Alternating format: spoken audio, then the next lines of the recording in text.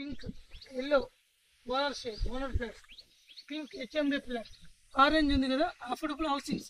ఇది సార్ ఇది కానీ ఈ రెండు కూడా హెచ్ఎండి హౌసింగ్ పర్పస్ కానీ లేదంటే ఎవరైనా పెద్ద పార్టీ ఎవరైనా వస్తే అమ్ముతారు కదా హౌసింగ్ బోర్డు లాగా వాళ్ళు కట్టొచ్చు.